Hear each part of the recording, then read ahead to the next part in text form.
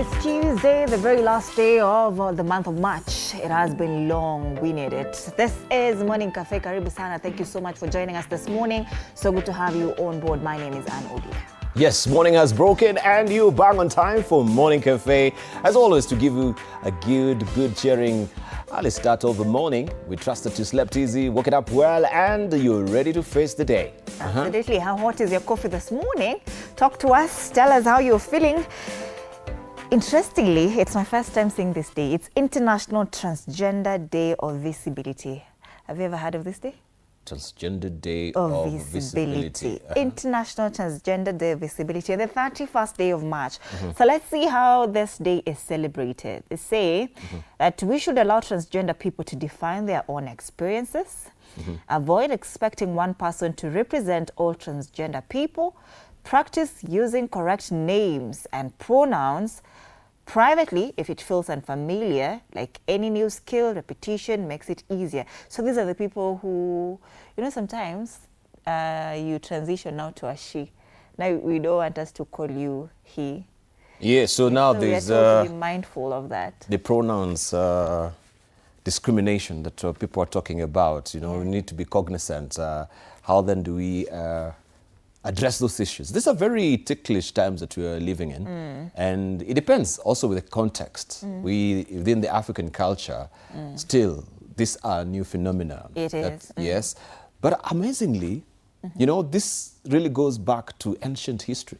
Yeah. Yeah, if you go back to the Mesopotamian times and the Babylonian times as well, is when now you'll find where all these issues about the transgender, all these issues about gender dysphoria that we are actually in, the alphabet community really emanates from. And you know what was the center of that? There was the Asherah pole, right? The Baal, you know, when they used to worship these ancient gods, the idols. Yeah. So Asherah pole was actually the queen of heaven, as they call him. And the Queen of Heaven was represented by the rainbow colors. Yeah, just as you can see that we normally have the rainbow colors, which is representative of the alphabet community. And the transgender, you know, all those alphabets you normally have, and then you have ellipsis, because it's a growing phenomenon. You're LGBTQ, and you have TTTTT. It will be I, tomorrow it will be X. So it's a growing phenomenon. And people are saying, okay, so they used to worship these ancient gods, and even the priests who are male will actually have these orgies, sexual orgies, to appease the Asherah pole, who was a god of fertility. And you'll find even the priests who are wearing, one part is ladies' attire, so to speak, so it's a bit asymmetrical, and the other part is female. So when they're turning, they're looking like a female, they're looking like a man. Oh, wow. Looking like a female, looking at them. And amazingly as well, the month of Duz in the Babylonian times and the month of Duz or Tammuz was in the Gregorian calendar today, June. And June is when now they have the celebrations, the carnival, the processions that you normally see. What is happening in these current times that we do have as well. Come the month of June, you'll be having the rainbow colors being splashed, and all this pointing to Asherah pole, right? So there's nothing new. There's nothing new truly. But the debate has been since the genesis of a creation of man. It was binary, man and woman, right? So where did we get all these convolutions really coming to bear? And why is it really being given so much money to advance this particular culture, you know, in the mass media that we do have as well, right? It's still a very new context in the African context as well. This is something that is still new to us. We are yet to accept it fully.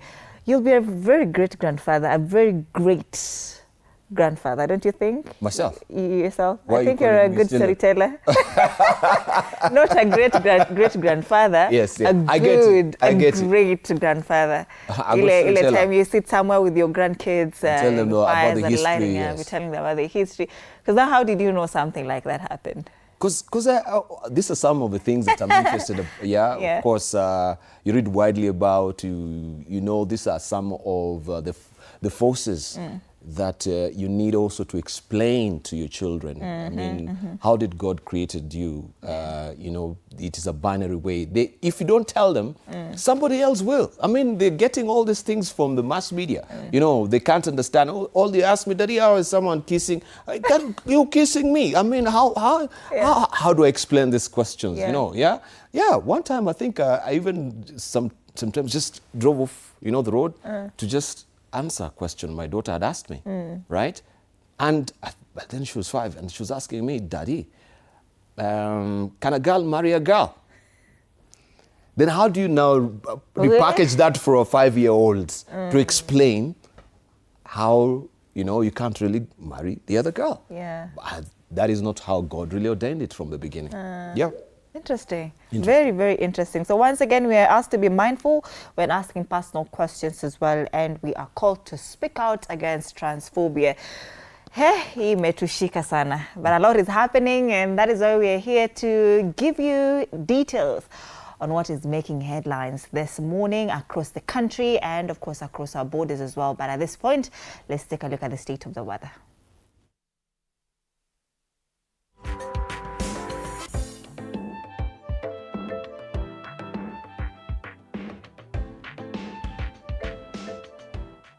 All right, let's see how the weather's looking this morning across the country, and we'll start off in West Pokot. Light rains expected today.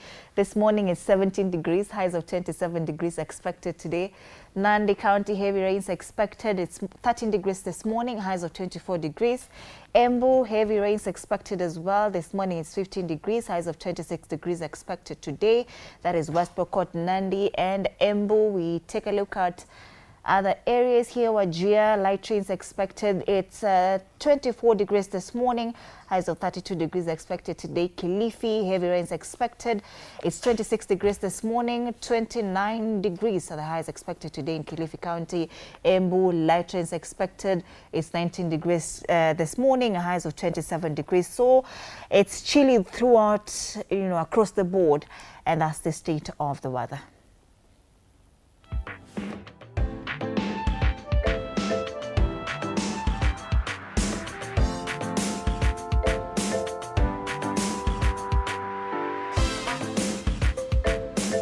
Indeed, that's the weather. They say whatever the weather, we will weather the weather. Whether the weather be cold, whether the weather be hot, we will weather the weather. But let's see how also can fare on the quotable. Quote something to just give you a pick-me-up early in the morning.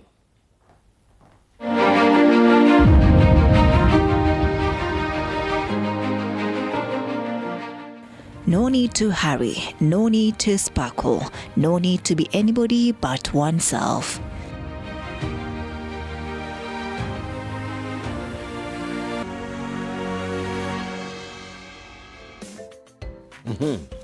Interesting. I love that quotable quote. Right? No need to hurry. Yeah. But about the sparkle, Hurry has no blessings, they say. I think I need to sparkle. Yeah. Right? You can sparkle when you're slow, actually. There's nothing to be in a hurry for. Indeed, indeed. Okay, let's see what is fresh off the press this morning, which is up next.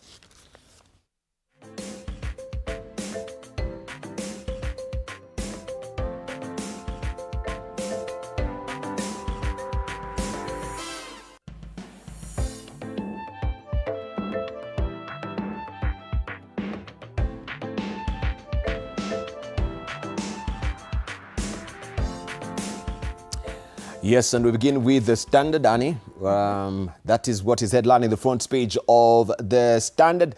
You can run, but ellipses are there, alama ya duku-duku. And you can see the governor there is under siege.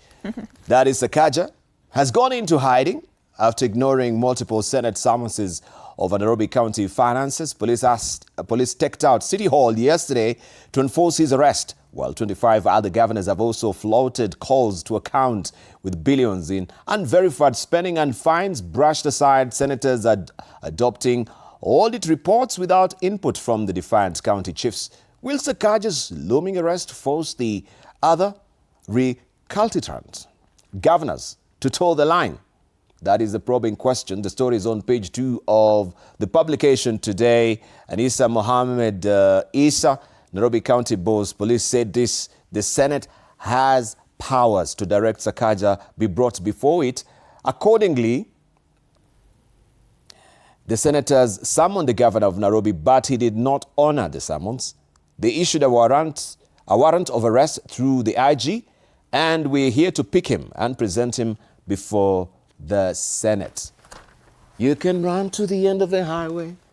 Yeah.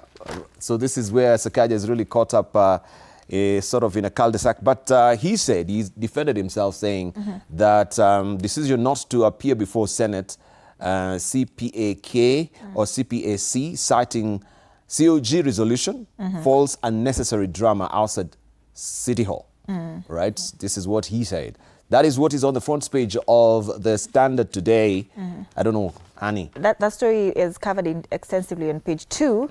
And interestingly, he says that there are 2 governors here who were fined 500,000 Kenyan shillings for boycotting Senate proceedings. Then they paid that 500,000 Kenyan shillings, but even after paying that, they've kept on ignoring the Senate Public Accounts Committee, that of course is led by Senator Moses Kajwang of Homa Bay.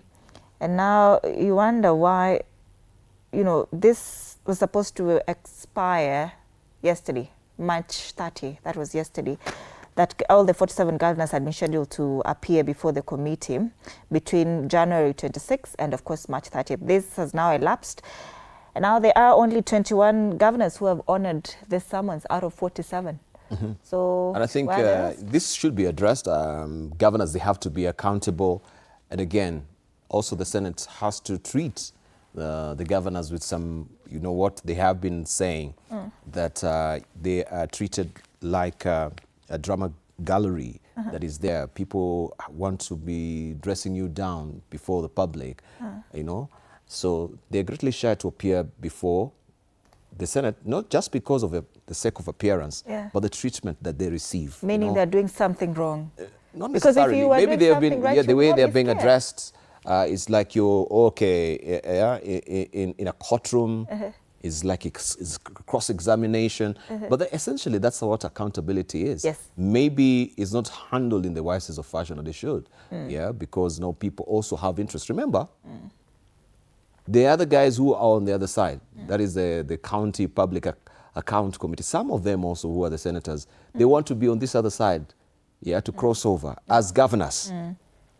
So if I'm interested in that particular set, I will take every handy opportunity to make sure that you are, portrayed in a bad light, that you're incompetent, that you're not really handling your county in the professional manner that you should. There are questions of propriety, questions of corruption. I will really bring all this muck and the skeletons, from the closet to bear, so the public will see how inefficient you are, right? And then myself, when I'm coming to vie for that particular seat, I'm squeaky clean. And it's interesting because that is what also Sifuna said, that Sakaja failing to come to the Senate, being a former member, shows a lot of contempt that he holds to the senatorial house. But again, I'm thinking, Debali, if at all you did your job very, very well, to the T, nobody will come looking for you. This is what I think is happening with the 26 governors who are yet to show up, before CPAC. Because if you are doing what you're supposed to do in the rightful way, then nobody, you won't be scared. You go there, of course, to but show you may them remember, this is how I spent the money.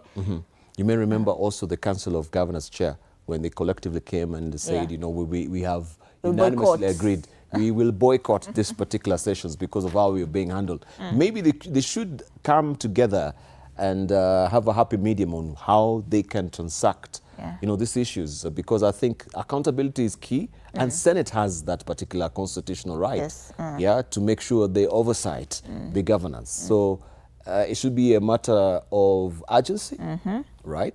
So that when you're talking about boycotts, it should not really be the issue of the day, because you are supposed to appear. All right, and also Senate has the rights to summon anyone before Senate, anyone, including these governors. On the back page, what do you have? Yeah, the back page, this is all about Kenyan stars set eye on Gaborone World Relays, right? And then we have the unflappable smile there of our own. That is, they say the country's quartets have set their sights on a global show set for May 2nd to the 3rd in Botswana.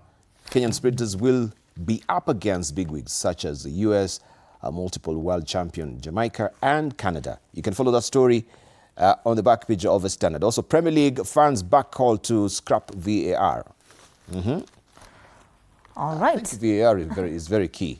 Yeah, we've seen major decisions being made on account of VAR, right? When it comes to, you know, just assisting the referee, who cannot be all over, because you don't have compound eyes like a housefly. Or maybe they should have been gifted with a compound eye. Then the issue of VAR should not really come to bear. All right, that's the Standard. Daily Nation. How regions share 5 million new Gen Z voters. They say apathy, roughly 12 million eligible citizens are not registered voters. Tyranny of numbers as the Electoral Commission steps up voter registration. Analysis of official population data shows at least 5 million Gen Zs eligible to register across counties. If the IEBC meets its target, the 2027 register will rise to 28 million voters, up from 22.1 million in 2022. And there's a story that has been covered on page 4 and 5 as the voter registration exercise commenced yesterday. The continuous voter registration exercise. They have covered it very nicely here on the front page. The total number of targeted new voters, according to analysis of official reports, of course, 5,083,252. They talk about it in counties as well. Nairobi, Kakamega, Nakuru, Bungoma, Kiambu, Kilifi, Kisii, Meru, across all the 47 counties outlined here on the front page of the Daily Nation. Gachagua declares Kalonzo Tosha during Ukambani tour is another story on the top strip, and it's on page 10. Says opposition leaders began a 5-day tour of the region yesterday, with Rigathi Gachagua promising to back Kalonzo Musyoka as flag bearer. Is it official now? You know, they have been told time and time again that the United Alternative Government, quote unquote, that they don't have, you know, a presidential flag bearer.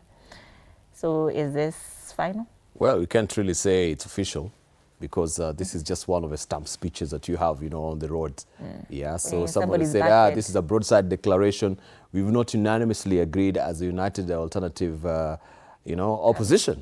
Yes, so once you see there's a press conference, all right, or maybe there's a huge rally that all the principals are there, and they've unanimously, you know, agreed that this is Tosha.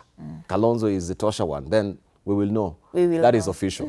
So do we pick it just from the rally that is official? Yeah. I doubt. No. I doubt.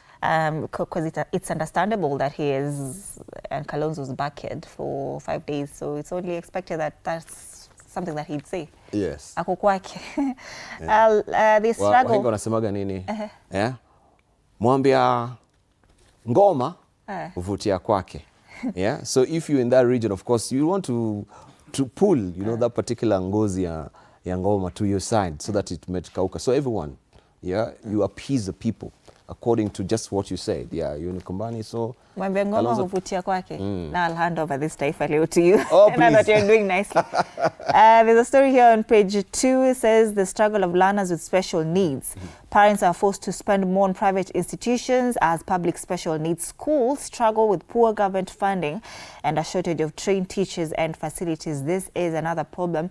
A lot of teachers in public schools are not trained on how to handle special needs kids. So it makes it quite hard to accommodate, you know, autistic kids, children with, you see, bipolar as well. So this is a challenge too. It's true. It's true, especially with the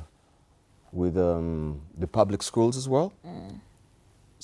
You'll find maybe even the teachers, sometimes they really reprimand children who cannot go to the blackboard. I remember we used to go and, you do your math there, or you try and solve a problem, and you're reprimanded by the teacher, because you're slow.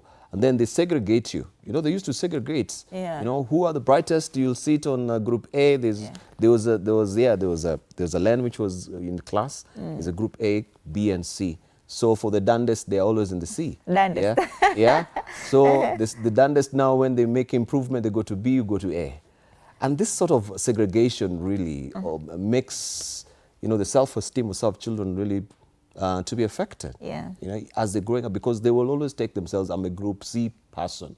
I cannot befriend. And you find the group A, they're befriending one another. So dyslexia, where you cannot really pick out the slow learners and try and assist them, give them extra coaching, extra care in terms of learning, that is very crucial. That's a story on page 2.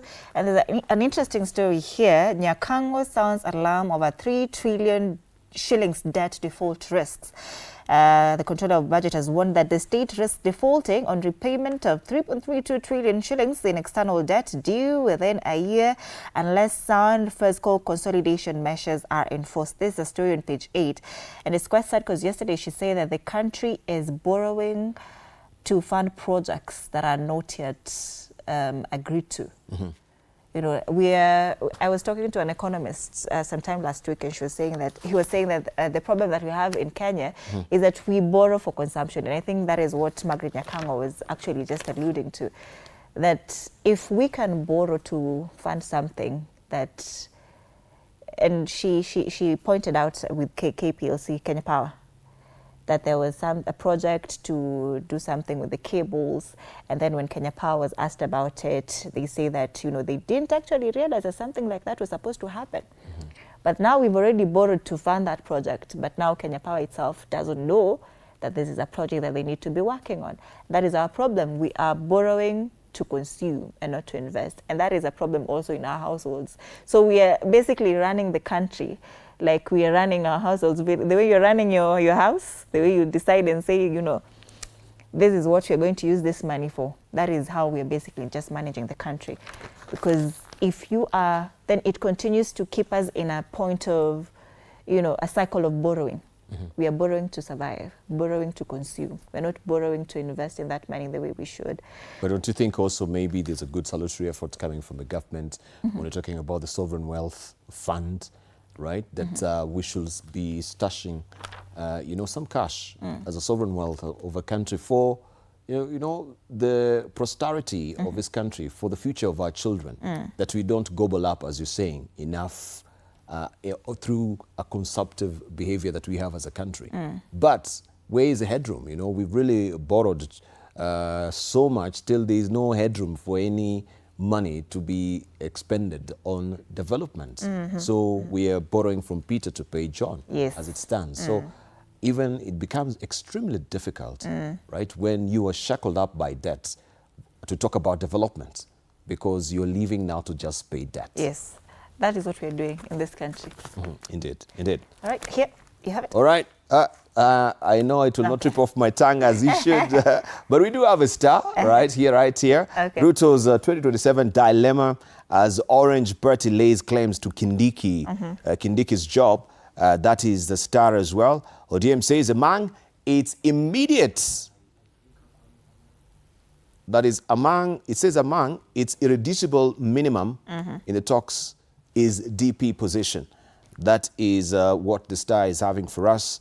And we have faces splashed there of who are likely to be the candidates for that particular seat. It's a very hot contested seat right now. And this will be very critical on President William Ruto making that particular balance on who to give this particulars. Everyone is gagging for the seat, from the ODM side, from, of course, the UDA side as well. And that's the star. I'll hand it over to you to maybe to continue with the Taifa Leo. All right. Taifa Leo this morning talks about kazi kwa niko kadi. Ni shabaha wanaita kaunti za Kakamega, Nakuru, Bungoma, Nairobi na Kiambu zinatarajiwa kuandikisha wapiga kura wengi zaidi katika usajili ulioanza jana. IEBC inalenga jumla ya wapiga kura milioni 28 kufikia mwaka 2027. We've talked about the story on the front page as well of the Daily Nation. IEBC yatarajia wapiga kura wengi zaidi milioni 6 katika mkumbo huo wa usajili, wengi wao wakiwa ni Gen Z.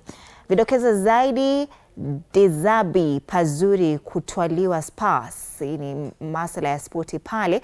Pata matukio ya spoti, udaku, bashiri, ratiba na matukio katika jarida lako katika ukurasa wa 13 hadi 20 wa gazeti hili. Tishio bahari kinyemelea eneo la nchi kavu. Baadhi ya bandari katika bahari Hindi zaanza kumezwa na kuzua hofu kwa wakazi, na Kenya hatarini kushindwa na deni la shilingi trilioni 3. Hiyo ni kulingana na mdhibiti wa bajeti Margaret Nyakango. Kule juu, Ruto atetewa kuandaa vikao ndani ya Ikulu. Mwanasheria mkuu aomba mahakama itupilie mbali kesi za kuzuia rais kuandaa mikutano kule Ikulu, na Rigathi ya Mpamba Kalonzo kwa urais. Taifa Leo. All right, let's see what is happening on the front page of the Business Daily. And it's all about the Iran war testing the shilling as risk of costly imports rises. That is what is on the front page of the Business Daily. Local currency begins to feel heat of Middle East crisis. Higher oil prices present the most immediate risk. As we see now, it's really crossed over the $100 mark. I think edging up now to 130. And we have projection from analysts saying this could go on even for the next 5 years, as in for us to be restored back to stability with this ongoing war. And there are indications that even President Trump is planning on another attack with on another oil installation in Iran. There are debates about also boots on the ground, right? So if that really goes on that particular vector, it means this will be a prolonged war. We don't know what is the exit strategy of the US on this as well. So people should just press up for, you know, a tough time ahead. Just the other day, I think somebody went to a petrol station and he wanted a full tank. He was told, hey, you can't get a full tank.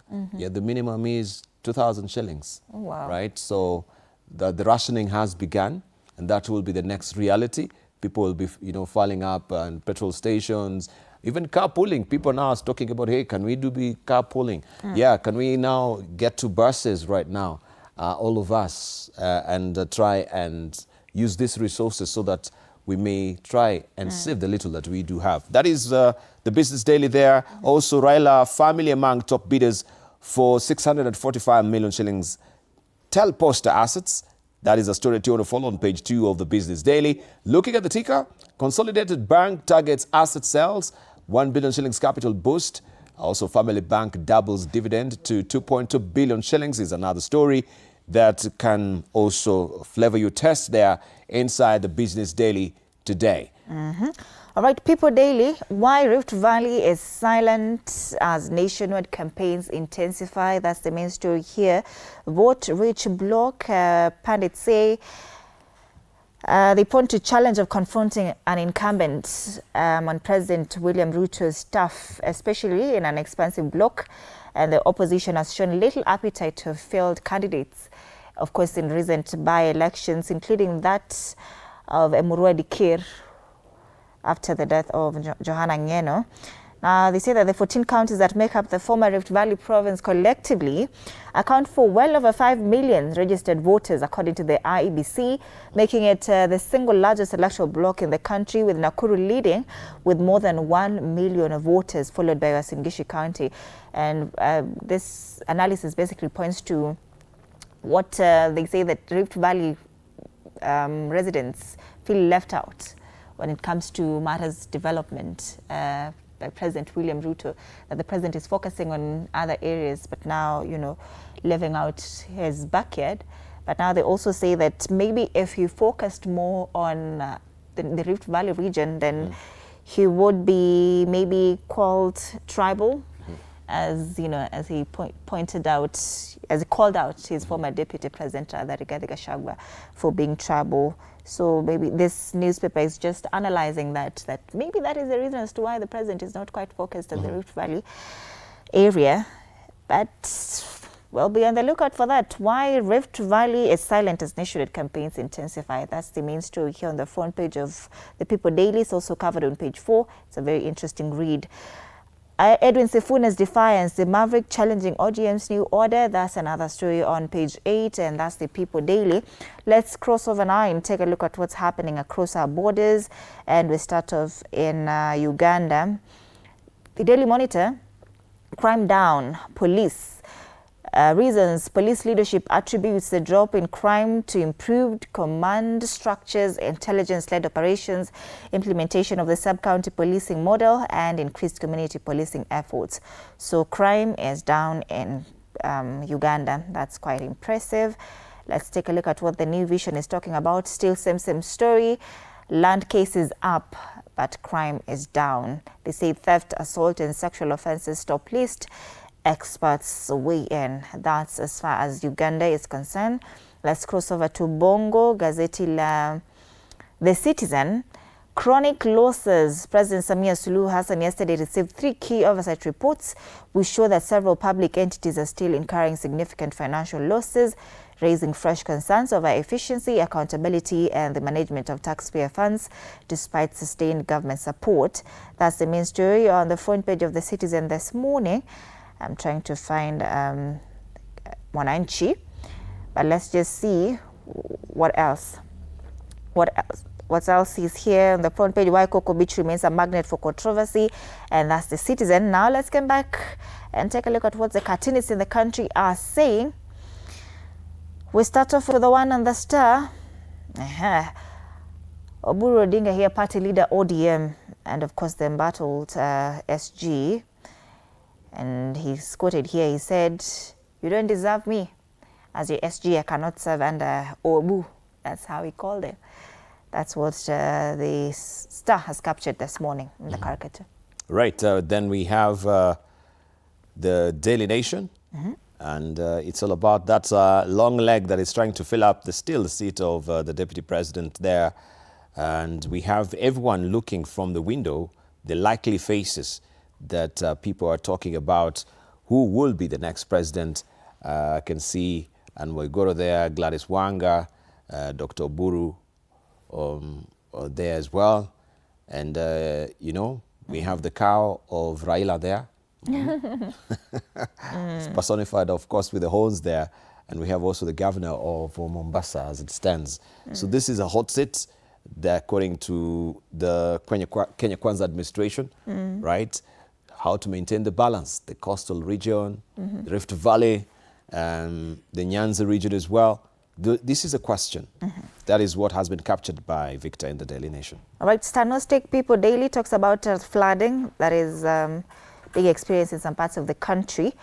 There are citizens here, some being swept away by the floods.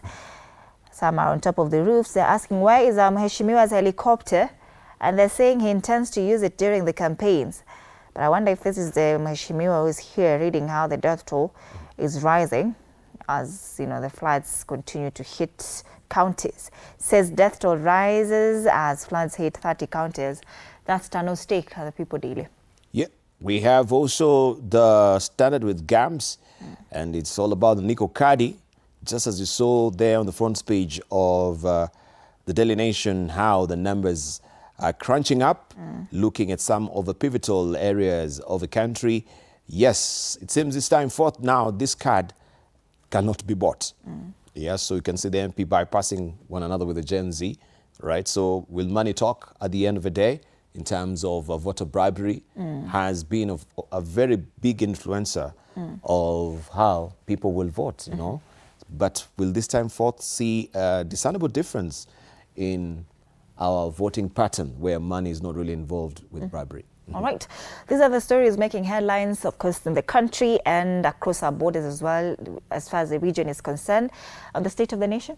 Yes, State of a Nation. We're talking to advocates this morning. It's all about judicial independence and a lot of other issues that are affecting the country as well. We'll be joined here by Joshua Kipto, also Paul Macharia, and Joshua Nyamori as well, who are advocates of the High Court. They're already in studio. So we shall be interrogating a lot of issues regarding the judicial independence. Lately, we've seen a sustained attack on the judiciary when it comes to, of course, juris pesa. People are questioning about the propriety there. People are questioning the integrity, the independence of the judiciary, which of course gives a very concrete expression of democratic principles, right? When it comes to governance, very key, the separation of powers between, of course, the executive and the judiciary. And when it comes to consolidating the rule of law and also constitutional order in the country is very key. So this sustained attack has been, of course, seen in the public gallery, the social media.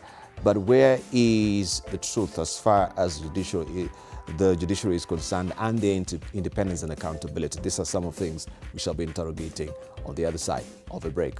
All right, great. So do interact with us on our socials, TV47 Kenya on Facebook and on YouTube, on X, TV47 Digital. Remember to tag us. My handle is at @Ann_Odida. Adibola now. The hashtag is Morning Cafe TV47. See you after the break.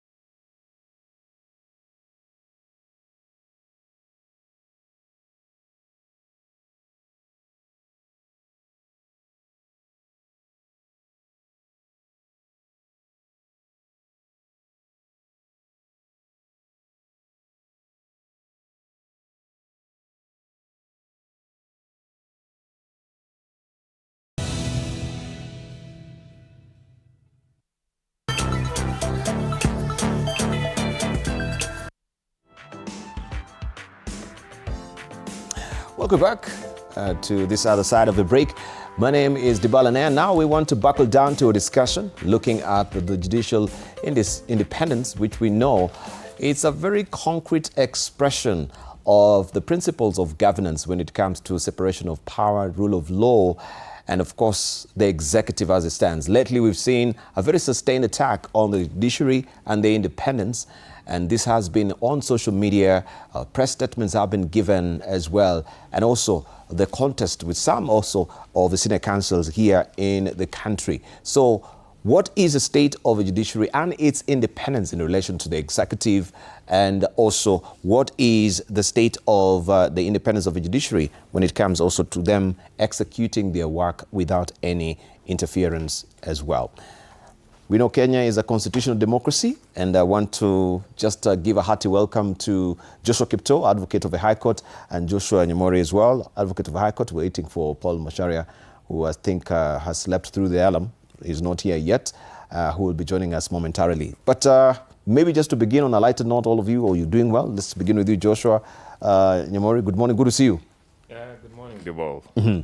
I'm doing well. You're doing well? Yeah, from the lakeside yesterday. How is it on the lakeside? Is it raining? Yeah, it rained the last week, but the weekend was not raining. Yeah. Okay. We are still just celebrating the railway. The euphoria of railway is still fresh. Exactly. In the region, right? Exactly. Joshua Kipto, good morning, good to see you. Good morning, good to see you too. Thank you so much. Yeah, so lately we've seen what is ongoing so far. Maybe we can begin with the vacant seats. That will be a good place to start, and the faces that have been shortlisted so far. I don't know if it is a good way to say, hey, who do you think is likely to make it? Who do you think really stands the chance, looking at the background, the experience, the expertise as well? Let's just begin with Joshua, right? Yeah, I think, Dibal, you are asking us to speculate on a role. Speculation is good. Yes, yes. I think the advocates that have been nominated have gone through a due process. And for me, I look at all the names, I see experience, I see skill, I see, character in all of them that make them eligible. I think they will, those who will end up on that bench would add value to the nation. Yes. All right. Kipto? Good.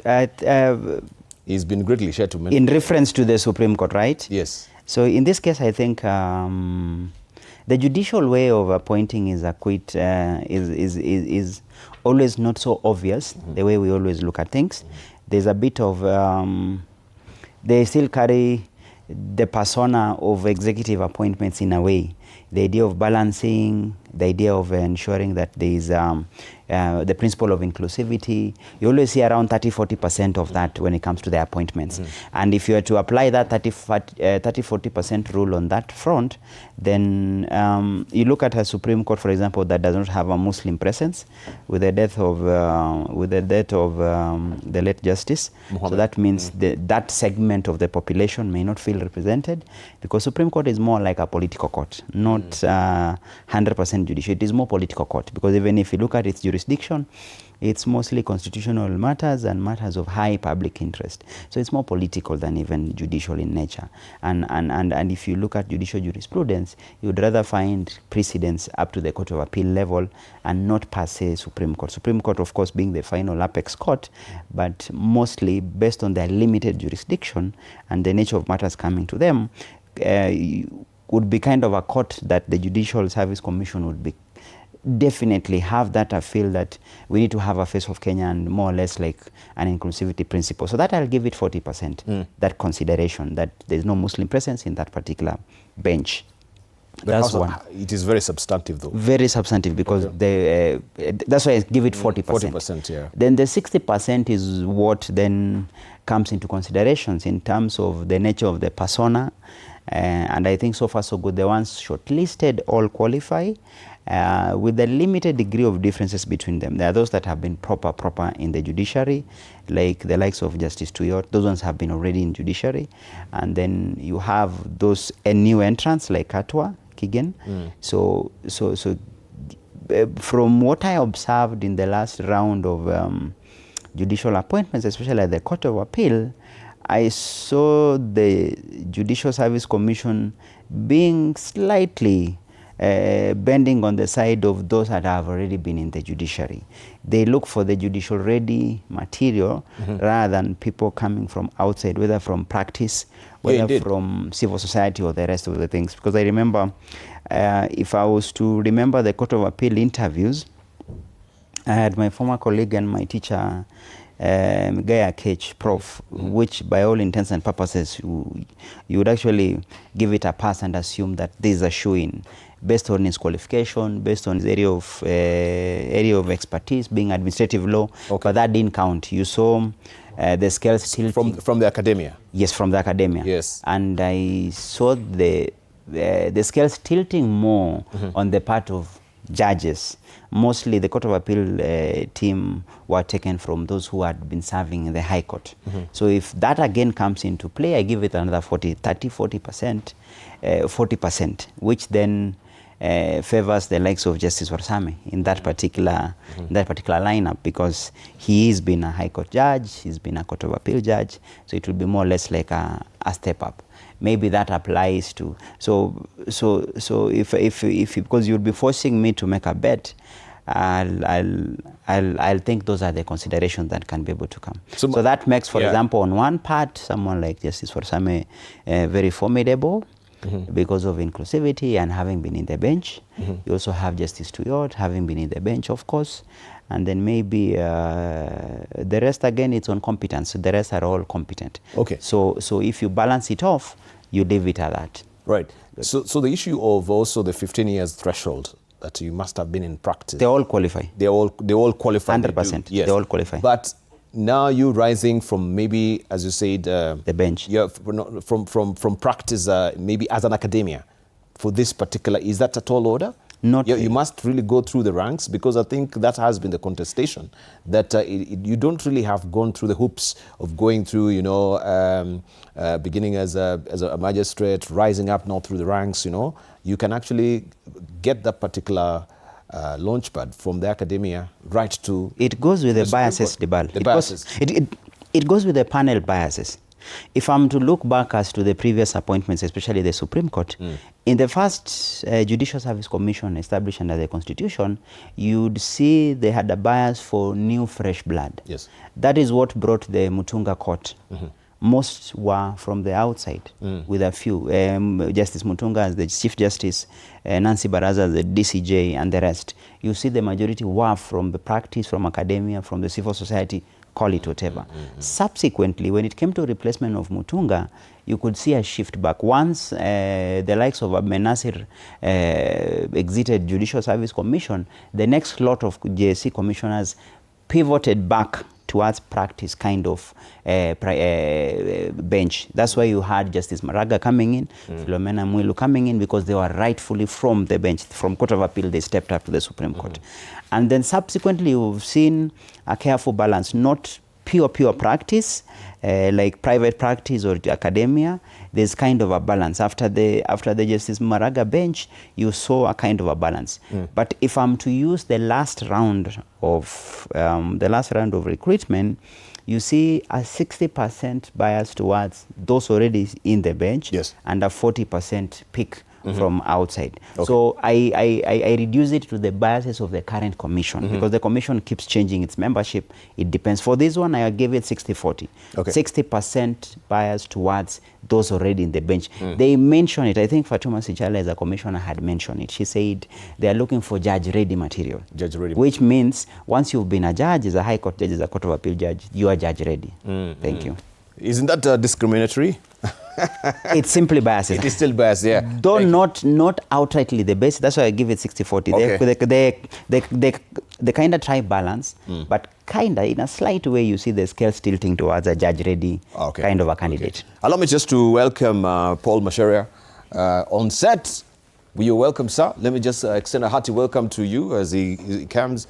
You're late to the bar, yeah? I'm sorry, my apologies. Welcome, right? Asante karibu. So you slept through the alarm? Not really. Something happened in the morning, but I managed to be here. Nevertheless. Nonetheless, yes. Asante sana kwa kuja. Karibu. Asante. So we continue as you're taking your breath a bit. Wakili Joshua here. So I wanted just to ask, in terms of maybe the strained relations that we've had with the executive, dialing back the time machine to 2017, we saw what has really happened with that very pivotal ruling. Since then, the judiciary has been, looked at with a bit of apprehension when it comes also to elections as well.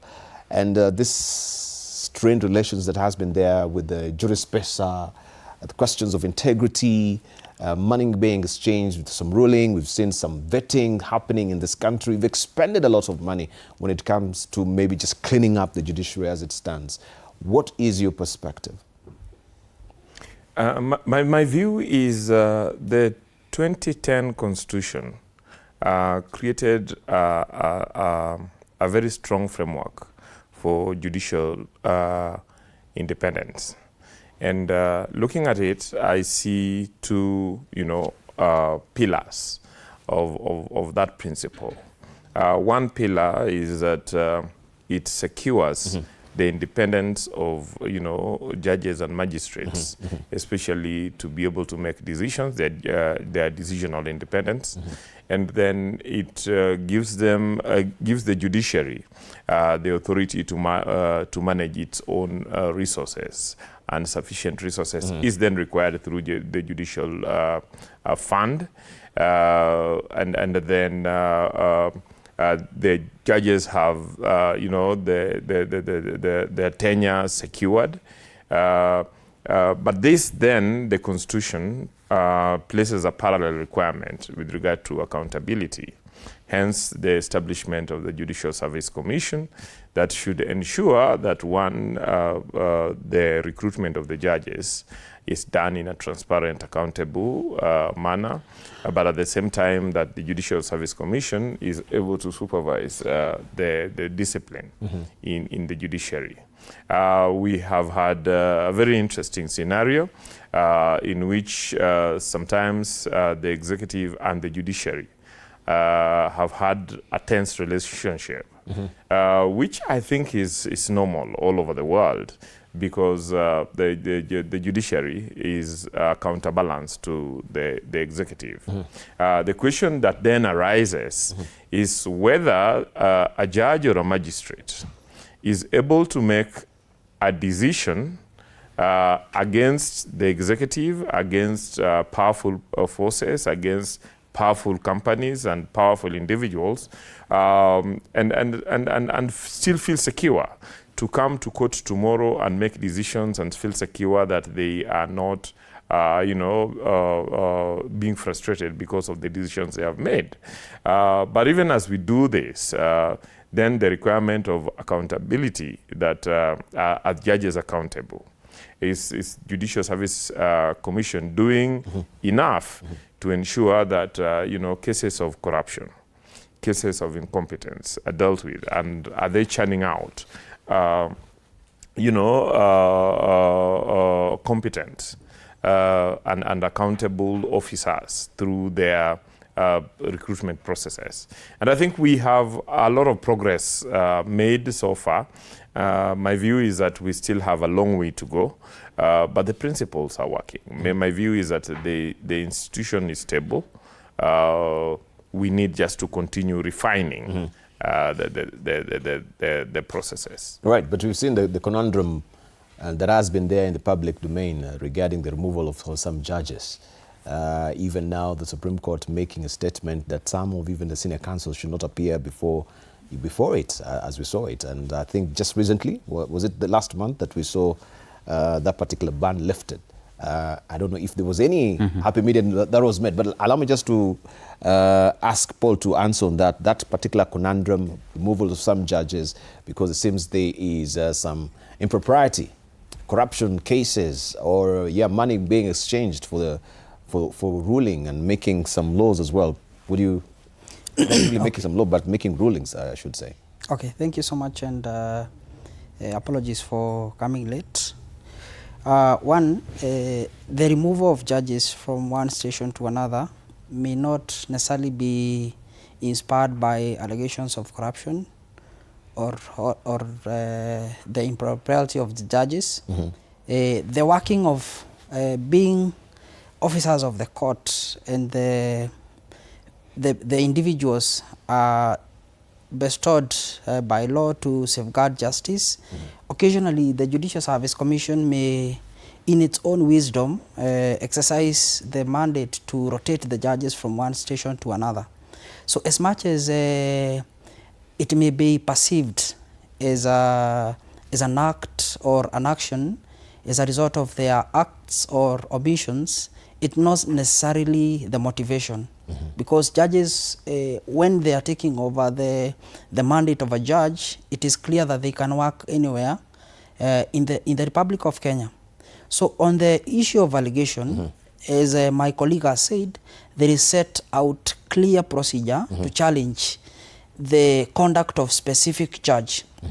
So the question that we then need to ask is whether is the procedure, is the set down route working, and what are the parameters that can be put in place to ensure that there is confidence, because the bottom line of whether the judges are moved or not is whether are the allegations that have been leveled against them being handled in a transparent and an accountable manner. Two, is there confidence in how those allegations are being handled?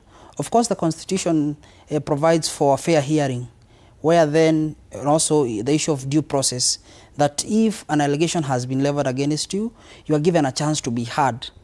And that chance, there is appropriate procedures and appropriate forum where that dispute ought to be ventilated. So then the question would be, if at all the change or rotation is as a result of the issues raised, is that the solution to settle the public confidence that public may have on the issue of like jury pesa and the issue of judges being bribed, on the issue of the influence by the executive or the members of other organs of the government?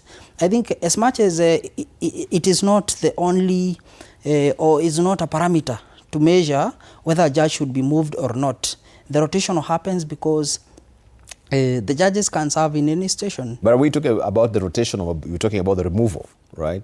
There's a wall of a difference. I think that was not really the rotation of kin, but that one really happens at the end of the day. But just the removal of some judges. And we saw this has been the smack dab of Judicial Service Commission that you mentioned, where also they sought the judges to submit some responses to these allegations. And there we saw the Supreme Court really coming in strong and saying that JSC has no mandate to carry out that particular exercise. Joshua? I think the fight is between the place of JSC in staking its mandate or stamping its authority over the issue of removal of judges, especially on the grounds of governance and corruption. And I think one of the complaints, if I'm to pick from where my colleague speaks about, procedure is in place. The problem then is the legal quagmire that arises out of court orders that holds back the JSC. Because the JSC has majority membership from the same judges. So there's a mix-up. Majority of the members of JSC are judges, serving judges. There's a representation of Court of Appeal, representation of Supreme Court, there's a representation of the High Court, there's a representation, I think, there's a representation of magistrates. The outsider ones are those appointed by the President, LSK, and what have you. So the challenge has been, where is the place of JSC to exercise its independence, especially on the issue of removal of judges, so that quite a number of judges that have faced the JSC have successfully sought orders at the High Court level, all the way to the Supreme Court, that stops the JSC from executing their disciplinary and removal of some kind. And in fact, the accusation, I remember, if I'm to refer to the last 2-3 cases, there was a case whereby there was a complaint that the judges at the High Court were kind of hamstringing the JSC from exercising its mandate over the same. So what I think would be important, and that's why you saw the campaign went online, led by former LSK President Senior Counsel Nelson Harvey, as well as Abdel Nasser. They picked on that because they felt that there's a chokehold. There is no way out through the JSC. The JSC cannot act. In fact, the accusations were two-pronged. One, they were stating that JSC seems to be disinterested. JSC seems not to have the fangs to bite. And also say that quite a number of complaints have been lodged with JSC, but they're just still stuck, lay there in abeyance, nothing much happening.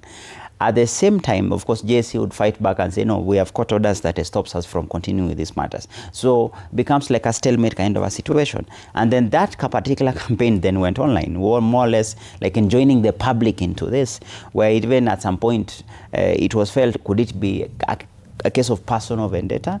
And I think the approach that was taken by the two senior counsels was now an attack on judiciary whole scale, with the point of focus being the Chief Justice, where she was now being accused of creating a system that sanitizes malpractices and protects, more or less like a brotherhood of a kind, protects the purported corrupt judges, and importantly, offering no leadership at all when it comes to issues touching on corruption. And that's how they christened it as, they gave it the name of jurispesa, meaning that you buy whatever, our jurisprudence is pegged on the amount of money placed on the table. For some reason, that campaign worked in the sense that it caught the attention of the judiciary. In one case, you saw Abdel Nasser himself being banned from appearing before the Supreme Court because he said he's been out there maligning the name and the stature of the Supreme Court. Why then should he appear before? But then it moved and morphed into this kind of a campaign that ultimately there was a sense of, okay, can it be talked over? Judiciary does not operate within the sphere of politics, for example, where you have, if it's the executive and the legislature, they always settle their scores out there in the public. They feel that judiciary may have its decorum, maybe a different approach. And you could see a bit when the senior counsels were being, the new lot of senior counsels were being conferred their respective positions, there was a reproach of some kind, which then involved the same senior counsels, involved the Chief Justice. And out of it, I think there was a case of commitment from the Chief Justice that one, they would wish to let JSC operate. Number two, they would wish to limit the number of litigation that stops the JSC from exercising its mandate. Yes. So for me, it's a case of what Nyamori had mentioned when he said a long way to go. It may be a case of entrenching this practice of JSC having a free hand. So it's more of a practice rather than the law or the procedure. Now that we have the institution of JSC, we have a procedure set for how disciplinary comes to be.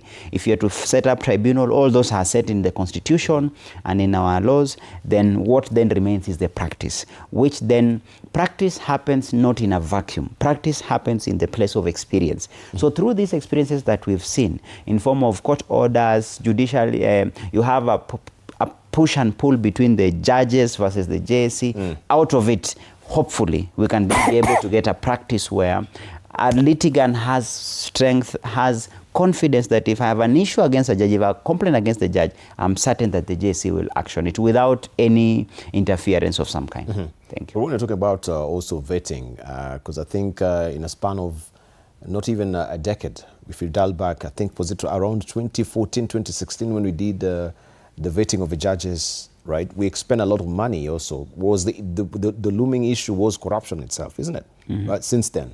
How come there is a seeping of corruption into the judicial system itself in the country, where we expect a very well-killed or even killed, they normally call her the Lady Justice, who's blind, because you are supposed to be holding that balance on a very even keel, right? So how do we even trust this particular arm of government, even when we're heading to the general election 2027, especially in the electoral disputes resolutions? Eribal, my view is that corruption is a social problem in Kenya, and it affects the entire society. And I hold the view that it is important that as a society we develop systems to, fight it and purge it, to prevent it. And that all the arms of government are, have risks of corruption, entrenching itself if systems are not strong. In my view, the ongoing, clashes that you've talked about between the judges and the JSC and, litigating counsel and members of the public is important to be able to bring out the issues that need to be tackled. And one of those issues is the issue of corruption that Senior Counsel Abdul Nasir then christened Juri Pesa. And it is important that the society be able to deal with it by discussing it openly, transparently, but also ensuring that systems are strengthened. In my view, the corruption issues will not end today. We still hear of corruption in, the strongest and the longest judicial frameworks that we have had in other nations, for instance, the US, the UK, and so on and so forth. We just need to ensure that the systems are strengthened to be able to, bring it out and ensure that action is taken. But as we do that, we also ensure that we do not, then tear down the judiciary by accusations that may not be verified.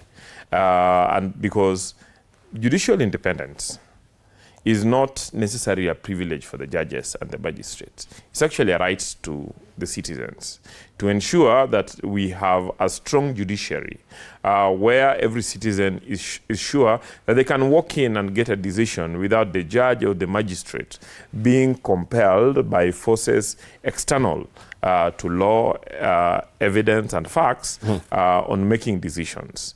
And then so even as we push for that, we need to also protect the judiciary from unnecessary, attacks and ensure that the guilty are found, dealt with, but then we do not use the accusations to, blame the entire judiciary. We have very good, very polished judicial officers who wake up every morning, hear cases, sit down, write decisions, and live a normal life without getting involved in corruption. Right, briefly, so that I can just get some feedback. The question of banning Senior Counsel Abdul Nasir appearing before the Supreme Court, when I read about that, I got a bit, interested and conflicted with the fact that isn't he also having that constitutional right to appear before the Supreme Court? So if the Supreme Court itself bans him from appearing before them, then are they also violating his constitutional right at the end of the day? Okay, thank you. And the basis for that was that he is accusing the judges of conduct and then of corruption. Then he also appearing before them. As much as that affects also, because the litigants he represents, they have a right of a counsel to be represented. And they also have a right to choose him as their legal representative. So as much as on the face of the judge, they may see this is a person who is, one, he has lost confidence in our conduct. Two, he is attacking us without maybe verifiable facts or evidence. And therefore, as much as there is no constitutional basis to not give him a chance to authenticate or validate his accusation. So to a great extent, it affects his chance to represent his clients, and also affects his constitutional positions to appear before the court. Does it? Does it? As I go to look at, does it, do you think it affects his constitutional rights? Or why was he denied? Still is your constitutional right, despite the fact that actually I'm calling names, the judges as well. Okay, let me just look at that feedback, and then we, of course, take a short break. Right, let's see what they're saying. And we do have James here from Nakuru. Says, I feel like judicial independence in Kenya is constantly being tested by political pressure. If courts can't make decisions freely, then justice for ordinary citizens is at risk. Mercy from Nairobi as well. Judiciary should remain firm no matter the influence from other arms of government. Once independence is compromised, public trust is lost. And Brian from Mombasa says, we've seen cases where the judiciary stands strong, but also moments that raise questions. Consistency is key if people are to believe in the system, right? David from Nairobi, the Supreme Court decides election disputes with fewer judges. Can't it handle the pressure? Or are we setting up chaos? This is what David is asking. Kevin from Eldoret, this silence on replacement is worrying. Elections are around the corner, but the top court looks weakened. That is Kevin from Eldoret. Those are some of the comments that are coming through so far. Just as we take a short break briefly, Joshua Kipto and Nyamori, maybe you can tell us, is a violation, is the violation abrogated? Is a violation done on my constitutional right? I think Macharia mentioned it clearly. It was a balance about the right of his clients or litigants to be represented in court.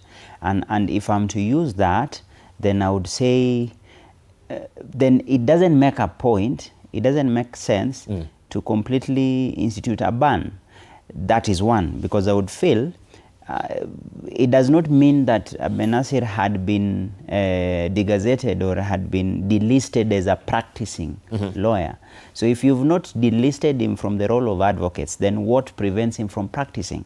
So if I'm to use the line about his ability to represent client, that right cannot be taken away. Number two, which I think would be now a case of a test of governance, just to pick on what one person has commented about, can they handle the pressure? I think there was a better way. I feel that, the place of the bench is above board. The bench does not climb down to the level of the bar. So I felt that them coming down to the arena of kind of having a push and pull with the senior counsel felt as if the bench had climbed down now to the level of a bar. It is now adversarial between two lawyers. You see the way two advocates appearing before the bench. The bench is expected to be above reproach. So if it were me, in my opinion, it would have been better to just entertain him. You can sanction him by letting him appear before the court and tell the court, but counsel, you've been on record disparaging this particular bench. And there's no much room for a different bench. If it was a court of appeal or a high court, it's easy to petition for a different bench. It is easy to petition for a different judge. But the Supreme Court number is fixed. There are 7. And you don't have replacement. You don't have a bench of any other kind rather than this 7. So in this case, possibly, if I was sitting in the place of Supreme Court, I would even hilariously engage the senior counsel, tell him, okay, where else would you go? You still come back to us. So let us argue our issues here legally. I don't think it would make sense. But for me, I would understand. I think it got under their skin because he kept relentlessly accusing them. One point to agree with Macharia, very difficult for them again to defend themselves because the arena that the senior counsel took made that exclusively he can't dictate the pace of that criticism, and the judges of the Supreme Court plus the CJ could not have a chance to answer back because they can't come back to the social media and engage him. So very awkward situation they were in, very ticklish as well. We take a short break right now. You're watching Monica Faye. We circle back now with the politics of the day. Don't go away.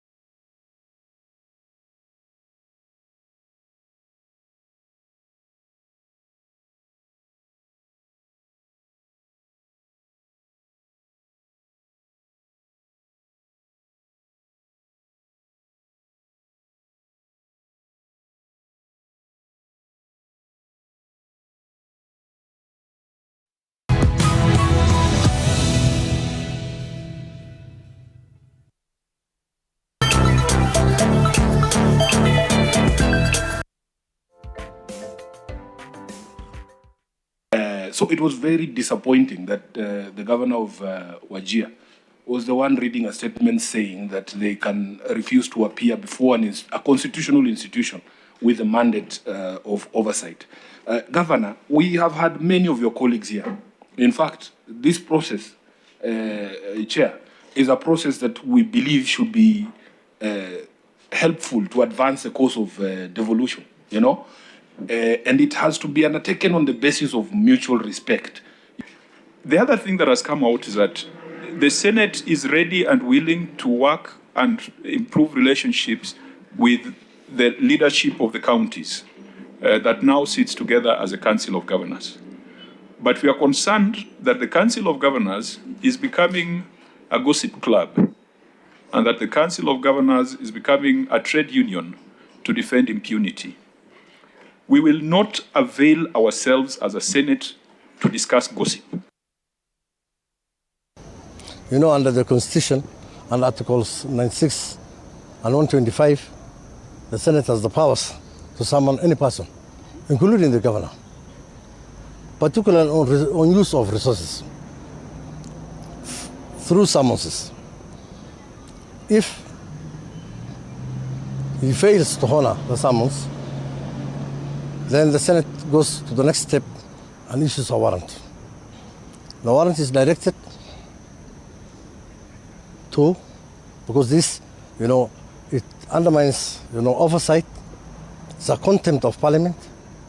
So the Senate issues directions to the Inspector General of National Police Service to arrest whoever who has disobeyed.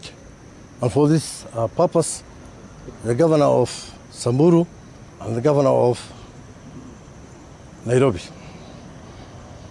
So yesterday, he was supposed to be brought today. So we made efforts through his chief of staff to contact him so that he appears before the Senate for purpose of accountability and other issues, which is very important. So he failed to honor the same again, so we came here looking for him. We did not get him, and we're making further efforts to arrest him and take him to the Senate. Under Article 96 and Article 125 of the Constitution, they are duty-bound to present themselves before Senate, failure to which then we have to take all necessary steps and arrest and present them before Senate. It's as simple as that. It's our mandate, it's the mandate of the National Police Service to ensure that they are brought before Senate. For the Inspector General, we are his workers, we are his staff. So on behalf of the Inspector General, we have to carry out these instructions because the Inspector General has to go again back to Senate and explain himself. That is under the Constitution. So again, we are saying it's not just Nairobi governor, it's also Samburu governor. And this must be done. The rule of law must be seen to prevail. And no one is above the law. And of course, the governor has come out defending himself, citing resolution by the Council of Governors that they will not be appearing before the Senate committee, that is a county public accounts committee, because they're not really handled in the wisest of fashion. So is that really binding, right, in the face of law as it stands right now, given that we have the constitutional mandate of them appearing before the Senate for accountability? And this is where I want just to pose that particular question to you, Nyumori, and ask you, this drama is really uncalled for. There is, of course, the Constitution they really need to abide with, but the resolution they've made not to appear. Do you think that is the right way to actually handle this particular situation? Dibal, the drama may be exciting, but you know, it is probably a facade that is covering a constitutional crisis, a serious constitutional crisis. And the serious constitutional crisis is that Senate is established to, you know, provide oversight over the operations of counties, but also to protect devolution. And that governors should then be able to submit themselves to the authority of Senate. But even as we say that, the governors have themselves raised a serious issue, and that Senate has become a market where the highest bidder then gets the Senate decisions aligned to what they want, and that the governors are expected to pay bribes. That is a serious issue. Even as they raise it, then senators are also enjoying the privilege that being members of parliament grants them. The question then is, what do we do? The governors then respond by acting as trade unions, the county, the council of governors that should necessarily not be seeking to protect governors from accountability, but should be improving relationship between governors and the other national institutions, have started acting like a trade union that are protecting their members. My view is, one, that both institutions are raising legitimate issues that need to be addressed. One, governors must appear before the Senate. They must answer to the queries being raised, because if that does not happen, then the citizens lose opportunities to hold their governors accountable, and we end up having demigods across the country that cannot be touched. But then the issues that the governors have raised, and that is the issue of corruption in the Senate, need to be investigated. And in my view, it behoves the leadership of the Senate to strip the mentioned senators of any privilege that they might have with regard to these allegations, and have these matters investigated both within the Senate, but also referred to EACC and DCI, so that they investigated, and if there are senators that are found culpable, then they are dragged to court and charged, and if found guilty, taken to jail.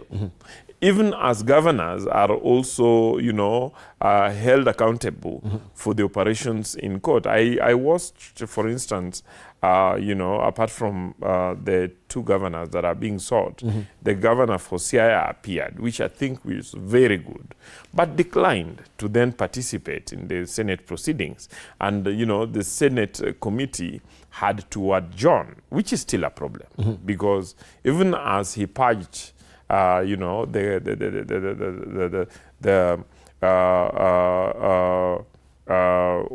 had been laid on him, he came there, but we wasted public resources, public time, public resources for convening the meeting, and we denied the citizens of Siaya and the citizens of Kenya an opportunity of the governor answering to questions of irregularity in the management of public resources in Siaya. So, in my view, we need to approach both concurrently by ensuring that governors appear, and I think this move is important, but I don't think it needed to be dramatized. I'm thinking that the National Police Force Service is able to trace a governor. But what do you do where there's a warrant of arrest? Because they issued this warrant of arrest. They pronounced it. So they were just carrying out their... I agree. Their beautiful obligation. My view is that it was possible for them to carry out this thing without too much drama and avail the governor. Because I'm sure that the governor cannot disappear into into the air and not be traced by the police service. So, but I am not sure that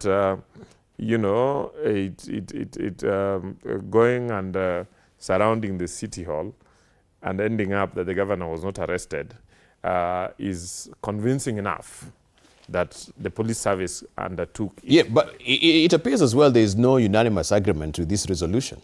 If you have Governor now Orengo appearing, we had the Governor of Kiambu also appearing, and yet they've come giving a statement as a council of governors that none of us, we've unanimously agreed will appear before the Senate. Then some appear, some they don't. I mean, we get confused at the end of the day. What do you think? Yes, and, thank you. And I get back to the question you had asked before, whether and if the issue of corruption will ever end. It's ironical that a governor is being summoned to answer all allegations of corruption, and then because of allegations of corruption as well, he says I can't appear because I'm being asked to do 1, 2, 3. Of course, it puts us in a very confusing or in a very troubling position, because essentially on the checks and balances that there ought to be at all levels of government, the county government and the national government, there ought to be proper mechanisms on how to ensure that checks and balances are there. I agree, if the allegations of corruption are raised, failing to appear or failing to substantiate them does not solve the issue per se, because the fundamental issue raised by the control of budget on the utility of the funds by the public, if those allegations are not substantiated, at the end of the day, it is we Kenyans who will be suffering.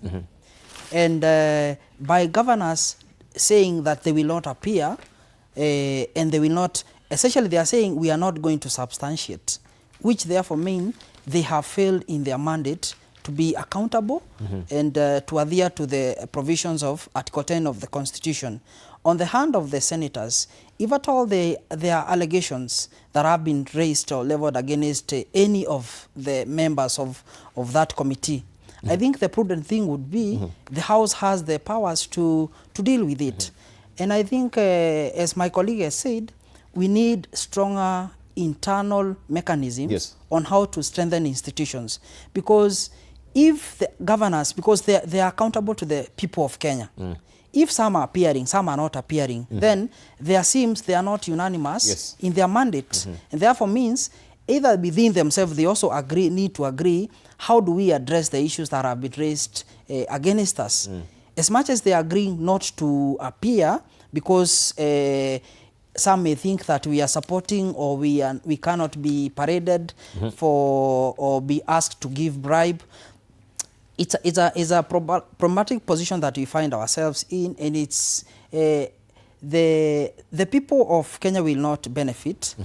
Now, my view is what needs to happen. Every elected leader is personally accountable to the position they hold. If allegations or if issues are raised about or against them, let them appropriately address it. If at all they cannot appear to substantiate the allegations, then let them find forums to substantiate that. Let them convene meetings or invite the members of the press for them to answer the allegations, to give evidence of their conduct, to substantiate where they have acted, where they have not acted.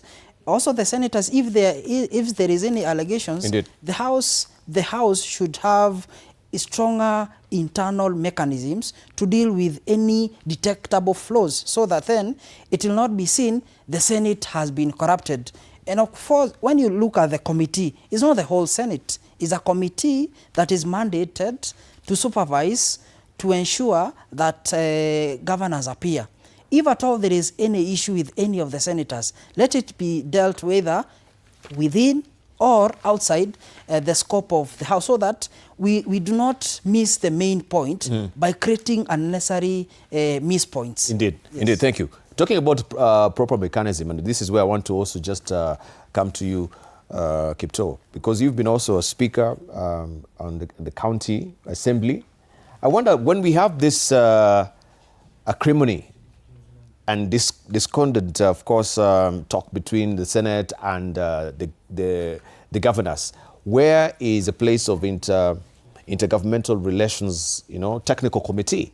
Do they really come? I mean, what is their sole function in trying maybe to be an arbiter on this, or theirs is purely technical? Maybe you can advise me. The intergovernmental IGRTC mostly concerns itself with the a nexus between the national and the county. So this is an executive body. So it is mostly concerned with the executive interdependence between the national and the county government. You will find them strongly when it comes to functions, demarcation of functions, and things to do with the budgetary allocation when you have the IBEC meeting. Yeah, okay. When it comes to legislation, they only complement, or they can seek the place of the Senate and the National Assembly to anchor quite a number of these legislations if need be on policies and all that. Okay. But they don't have ability to call to order a fight between executive and the legislature. Importantly, I think for this, we need to just unveil the issue here is unmanaged relations, whereby the governors have a problem with the Senate in the sense that they feel that the senators are taking money from them in order to placate or to make it easy for them when they appear.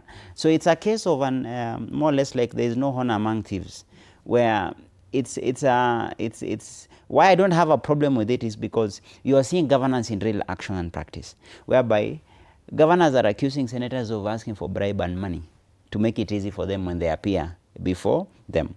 On the other part, they say the senators don't keep their word, that it now borders on extortion.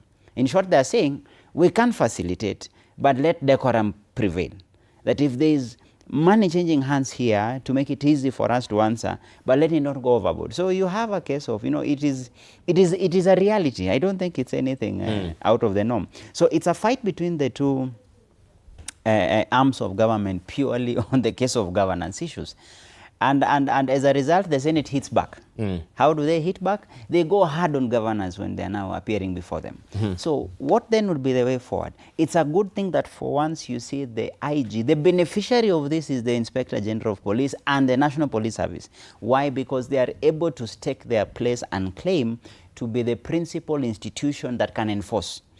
A big plus. That is actually breathing life to the constitutional principles and expectations of institutions. So I'm happy for the police service. And even when I see the police camping outside the Sakaja's office, I would say they're the biggest win, and they should not stop. They should always be seen to be the enforcers. And that's how we even weed out goonism and the rest of the things. Once the police service takes its place and say we have monopoly over the use of force as granted by the Constitution, it's a plus. But it then lays bare the malfeasance of what exists in our governance space. That for once, if not for this fight, we wouldn't know that money changes hands. But now that we know money changes hands, we've even seen what Nyamore was trying to say, that there's need for us to transition governance-wise. And he says corruption is a social cultural problem. This is how it plays out. This is actually a clear testament of that. Ideally, you are kind of finding the story being governors are telling senators, be disciplined enough that whatever, if we can agree on a figure or money, then let it be decorum and let there, like in short, they're telling you, let it be if a case of a managed corruption. Keep your word. Part of your bargain. If I put money on the table and I appear before you, you can't harass me that much. And I'm sorry to say that is the reality. Oh my! I really can't say it in otherwise. Having been in that space, it's not far from the truth. It's not far from the truth. So it's a case of just not far from the mafia way of doing things. Let's just keep respect. So the governors are not keeping part of the bargain. No, the senators are being accused of not keeping part of the bargain. It's the other way around. It's the senators being accused of going over the top. The fear, if you had the governors, what they say, that despite our clear agreement and working arrangement, when we go there, we get thoroughly harassed. So they're asking for, what I got from this tiff is that they're saying, let the senators sustain a sense of decorum in a way, whereby... But I think that's the issue. You see, now this is in the public glare, right? Now, once you appear before the public, you have to be appearing to be a bit combative and you're doing your work. Combative to what extent? That's what I'm saying. That's what I'm saying. Because they say... For the Senate. Actually, for governors, they say Senate embarrasses them. That's what I'm saying. Over and beyond. Exactly. Because now, for the Senate, if we have the cameras which are on, you have to be showing that you're working, that you're grilling this governor. But I bet to believe, aside from that, say, you see that what was happening? It was just for the Just cameras. for work. Yeah, it was just for work. We have to show that we are working because I've said there's no honor among thieves. If there was an agreement, Yeah. possibly governors feel that if we put in cash on the table, then they expect to be welcome like kings. Senate has to do its job. Indeed. So you find more so or less, they are caught in a pickle. Truly. that's why yeah. I'm saying now when it comes, and that's why I'm happy with this TIF, because it puts governance into practice, and it actually opens up for the rest of us to see Indeed. the kind of intrigues that happen. So ideally what should happen, if you ask me, is that actually my point of concern is what happens to those senatorial hearings and happenings post the grilling, because we seem to lose also the story in the grilling. It ends at the grilling. Once governors have been exposed, what follows? I find a mismatch. I always would be happy if there's a nexus between county assemblies and the Senate, so that the county assemblies can act on what has been unearthed at the Senate and vice versa. So the Senate can ride on county assembly reports, county assemblies can act on the national or on the senatorial reports. How?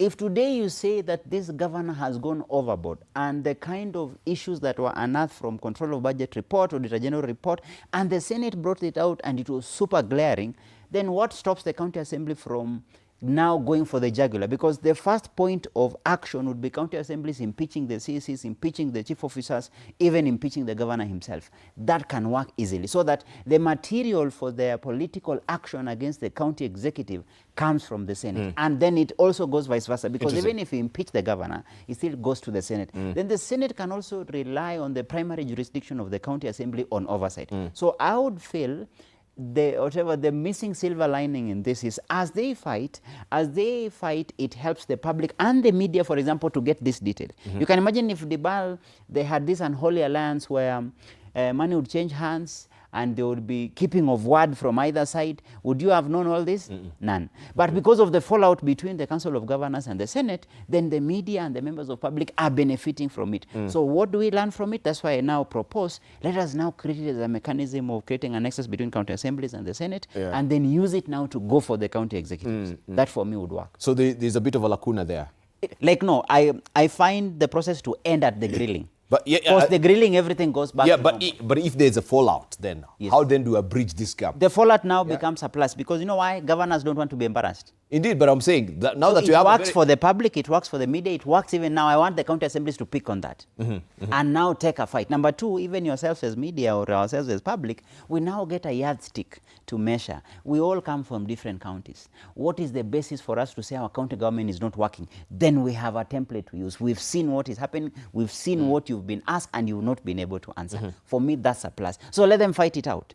Let the institutions even benefit. The Inspector General to benefit. Let him be seen that he has ability to enforce. So Sakaja will not step into his office today. Thank you. That's good. He has to appear before Senate. Excellent. At the same time, we even encourage governors, show us how and where you gave this money. We'll also be happy to pick that. Now that the Senate are turning the screw, also turn the screw on your Thank you. Thank you. Win-win for the country. Let me come to Nyamori on this, because also Senate, I think we had the National Assembly saying we are going to give the Senate 5 billion shillings for oversight purposes. For monies they've been seeking for a while, but the National Assembly has also not really been forthcoming in trying to make this particular legislation. But now we've seen the issue of the CDF, which was very critical for the National Assembly. Because we have now the complementarity that has to happen between the National Assembly and the Senate. It went to the Senate, and the Senate has to pass that particular bill for the NGCD now to really come to fruition. With the contestation that has been going on. But the sweetener was the Senate now will be given 5 billion shillings this particular time. So the question is, why then should we expend this money, 5 billion, on what we're seeing? Why will they be given, the oversight money, and still we see the clammy fingers of corruption happening currently? In all this fight, the food that is served on the table for lunch is a Kenyan.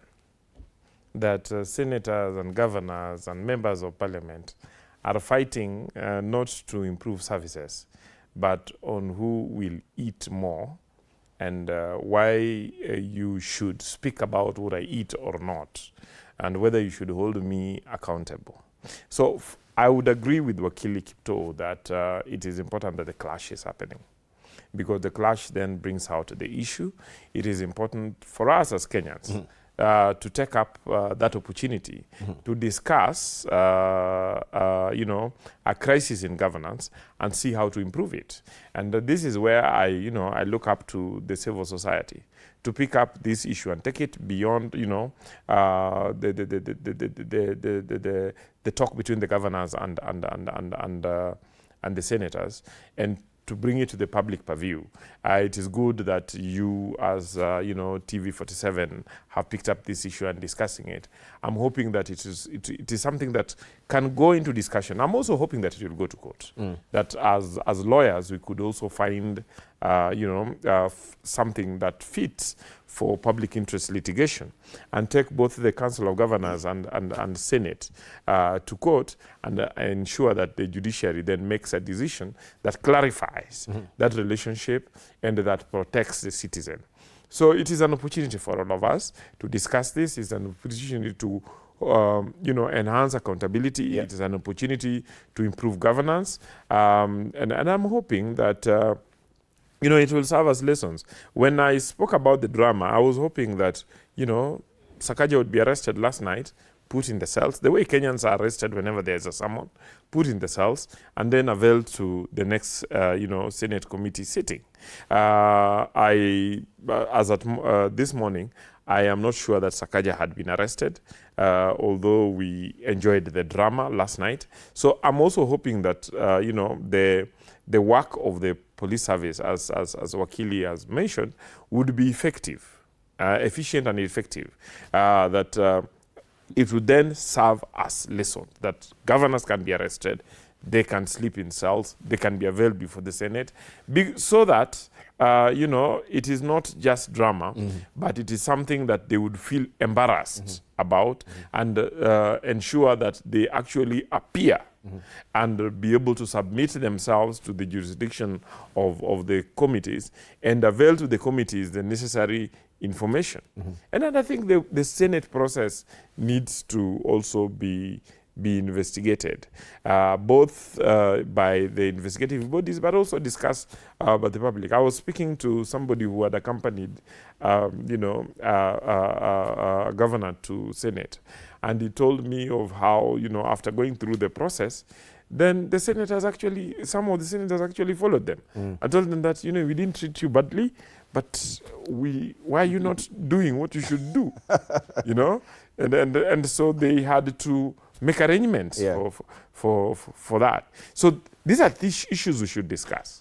And for me, I don't take it negatively. I think it is giving us an opportunity to clarify, you know, certain gray areas within our governance system, and to be able to ensure that our leaders work for us, to ensure that our leaders are held accountable. Because governors are actually demigods in their counties. And governors are sure that they cannot be held accountable because they have the pass that they can use to manipulate the county assemblies and to manipulate the Senate and to manipulate almost everybody who would hold them accountable. Indeed. Yeah. Right. We need now to go back on the ground and find out how Gachagua is actually going for the jugular, looking at the whole issue of corruption that is looming largely on the issue of SHA, right? So that we can also see how that is panning out. But before we do that, we have feedback. Just to read out some of the comments that are coming through regarding this particular spark that is happening between the Senate and the governors. And we have Aisha from Mombasa saying, police looking for him? Seriously? If this was anyone else, they'll already be in custody. Stop the double standard. And this is what Nyamori was asking. Yeah, really, drama. We have all the intel. We know where the senator or the governor is currently. Still, Kevin from Eldoret, very active today. Leadership without consequences is lawlessness. If Sakaja gets away with this, what message are we sending? Peter from Kiambu, if leaders can't dodge summons without consequences, then these institutions are just for show. All right, let's just play the clip of Rigathi Gachagua there on the ground talking about corruption of SHA and that exchange between him and the CS for Health. Ate munasemaje? Former Deputy President Rigathi Gachagua has ramped up his hard-hitting rhetoric against the Kenya Kwanza government, this time squarely targeting Health CS Aden Duale, who had challenged Gachagua earlier in a spat over SHA. I dare Rigiji, as the Minister for Health, I dare him to release that dossier tomorrow at 10. Jana umeniuliza by saa 4, nikujibu nikupatie details. Nimechelewa kidogo, nilipitia pahali kwa kinyozi.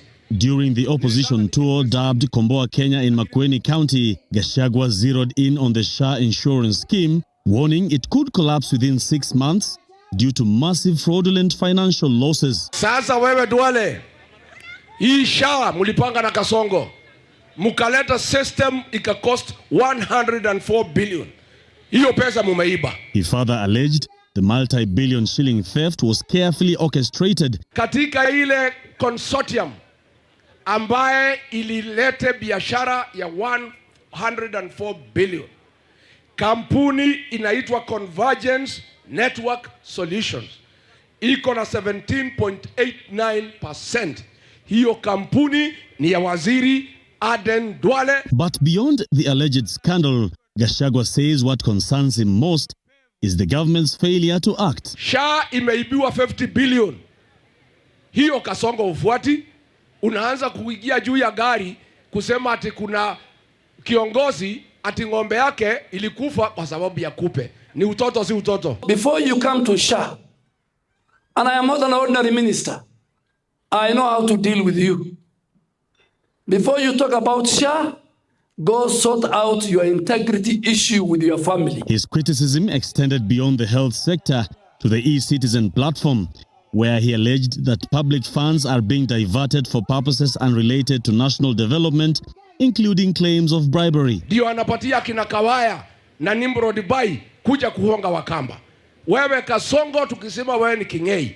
6.3 billion ya e-citizen kupitia hii mtu yako mumbeiba pesa ya raia. Gachagua's remarks were backed by the opposition allies, including Wiper leader Kalonzo Musyoka.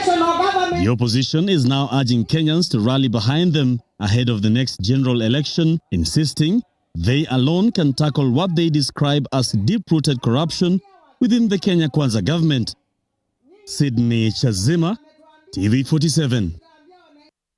All right, so no matter how you slice this cow, it seems there's still a cow, which is corruption, right? Could it be the tail, the head, or it's still corruption. When it comes to Senate and the governors, it's still corruption. When it comes to now SHA, the question of corruption looming largely. I want just to get a reaction from you, because since the installation of SHA, there has been a lot of questions around it, where the source of the fund will be domiciled, how it's being handled, who are the constituents, contractors from the beginning. 140 billion shillings, you cannot really account on the propriety also of the procurement of that particular contract.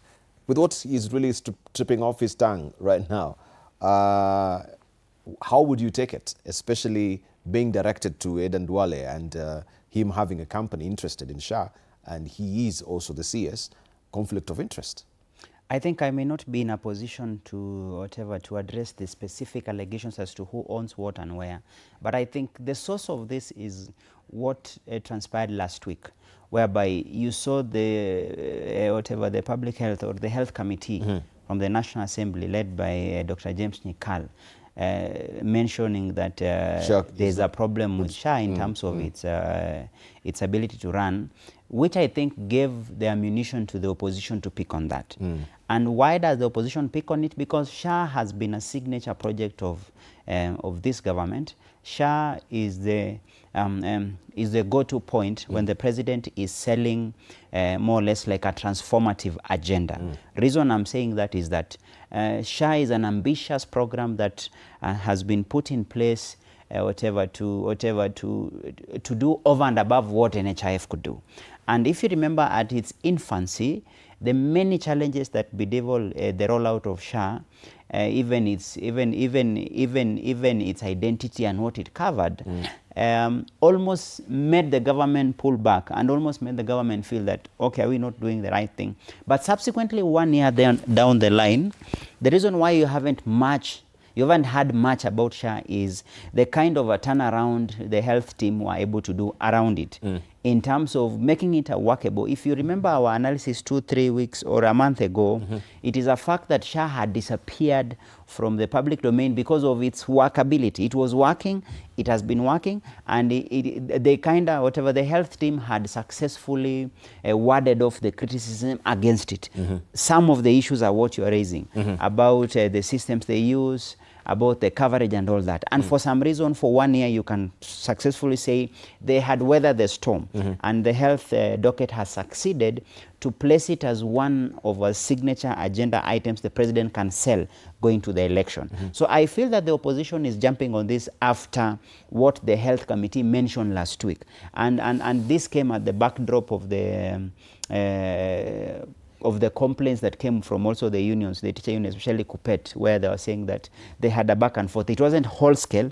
It was just a case. I remember it was a case of Homa Bay, where it was a case of what can they cover, what can they not cover. And the Edu Afia that yes. the teachers as well. So in the backdrop of that, the opposition is trying to win back that conversation and place SHA on the table, because government has successfully been able to put SHA to be a signature. And I think the reason even why the president is not selling it much is because they're just keeping it for the elections, because what the president did in the first instance, he came out, that was 2024 when there was a rollout, and acknowledged that there was a problem with this, but subsequently 2025 turn it around.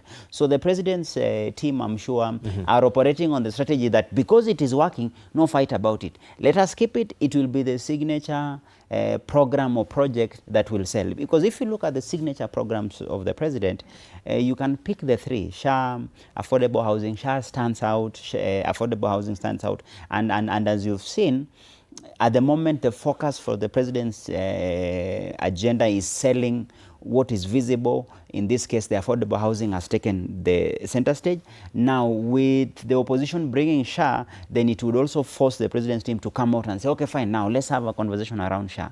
How much have we been able to achieve? For example, they'll be able to tell you the kind of equipments and machinery that could not be afforded and an NHIF can now be accessed through SHA. The amount of claims that they have been able to cover can be able to do this. And then the conversation goes further in that now seeking public support for people to pay premiums, because what makes a medical scheme work is payment of premiums. And for SHA, the level of ambition and scale of it requires, and you could see that small mismatch, whereby the public expected to continue paying the small mega amount of 500 monthly, but for it to work, if you look at the scale of ambition of SHA, for it to work, it will need annual. Just like the rest of us who do private insurance covers, they don't allow you to pay monthly. For them to successfully cover you, they would expect you to possibly pay quarterly or at the minimum quarterly, but mostly they prefer one-off or if not in 2 installments. So the same thing applies to SHA. And that's why you see the SHA now, they are working on the messaging bit of making the public and the users pay one-off yearly for you to be able to fully enjoy the benefits. So I think the reason why Rigathi has brought it to the table is basically to try chip into a signature agenda that the presidency has been riding on. And so far so good. If you look at where it started from 2024 to now, there's been tremendous and significant improvements on it. And, and now the issue around it is now its efficiency. In fact, if you remember, if I'm to take you back, if I'm just to do a dichotomy of that, remember the previous fight. Whatever the mission hospitals had refused. Private hospitals had refused. Say, we are not going to onboard SHA because we are not paid claims. So the first task was to pay off the debts, and the government did a tremendous job in a year to pay off the pending bills that had been devolved the NHIF and was carried over to SHA. For me, that was a major move. Once you pay off up to 30B of pending bill, it made it possible now for them to launch this. And now what follows is how do you ensure that the users now, for example, the mass users like the teachers, the police, are able to access without any disruption. And lastly, the governance bit, and that's when I think the Cabinet Secretary Health has a huge responsibility of answering now the governance aspects. For example, when issues are raised about how much is the system, whether the system was affordable, whether the system was for public interest, I think now that falls squarely under the Cabinet Secretary Health, in this case Aden Duale, who will be able to break it out. Once they answer that and it works efficiently, it's a show. Right, let's hear from Paul. Indeed, there has been a debate for some times now. One of the questions has been about the efficacy, the accessibility, and the promptness of SHA in response to the claims that have been launched. The other issue that has been there was the issue of the bills, the payment of the bills to religious affiliated hospitals. Of course, comparatively, in terms of the coverage, and of course, the Constitution mandates the government to set out social arm in terms of helping the citizens, and health is one of them. So the dispute, and it's good that these things are being brought out so that we can get clarity, and we can also check on the efficacy of the structures that have been put in place. On the issue of the expenditures, it is not enough for us to be told you stole this, or this was done, or this has not been done. The person who has the capacity to break it down clearly is the CS for health, so that we are able to know this is the person who was contracted to do this, this is what was spent, this is what is pending to be paid, and this is what we have been able to achieve.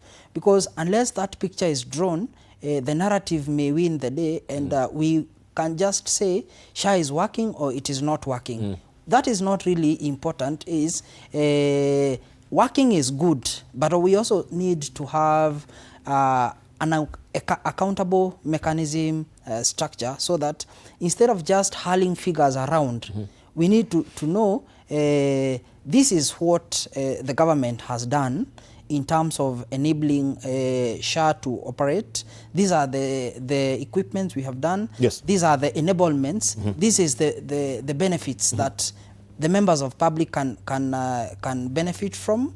These are the requirements.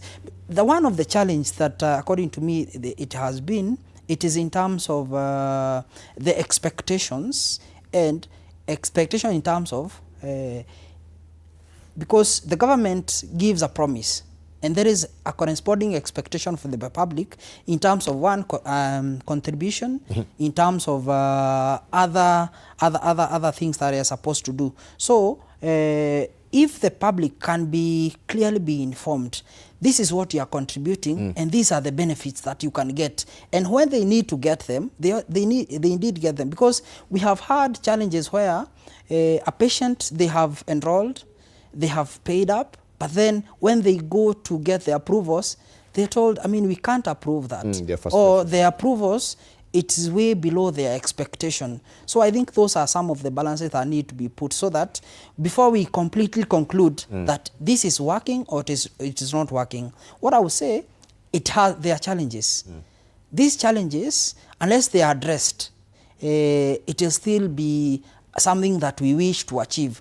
And the person to suffer is the public, because the civil servants, for example teachers, if that is their primary avenue on health care, if they can't get it, they may not have, and you also note that they have had issues of payment, delayed payment, so they may not be in position to even get extra coin to secure a private cover. So unless it is working and it is checked against the expectations that have been put to them, we still be talking about what we want to achieve instead of making that which we have to work. Thank you, Paul. You're bringing it to a close, so we'll be very short also, Wakili Nyimori here.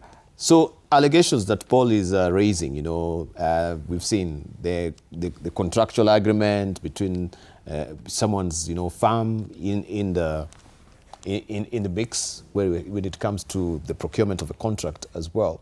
Why can't they go to the courts? Why can't they just begin there and challenge it? Just briefly. Yeah, my view is that allegations have been raised. It is important that they've been investigated and that Kenyans be told exactly what the truth is. But I've tried to look at, the information that is available to the public. And what I gather that in both the SHA and the e-citizen issue, no money was lost. And that, the system that has been built, which is what we need, have actually blocked certain claims that could not be verified. Now, with regard to, e-citizen, it is important that as a country we discuss what e-citizen is, what it has done, if there are weaknesses, how to strengthen the weaknesses, but we cannot dismiss the impact, the positive impact of e-citizen in this country. You remember the former president, Uhuru Kenyatta, saying that Kenya was losing 2 billion every day in terms of leakages on revenue, government revenue, but said, so what do you want me to do? When this government came in, what it did, it was to strengthen the system. And then the e-citizen ensured that we, raised government revenue from 50 million shillings a day to 1 billion shillings a day. That speaks about a system that is happening.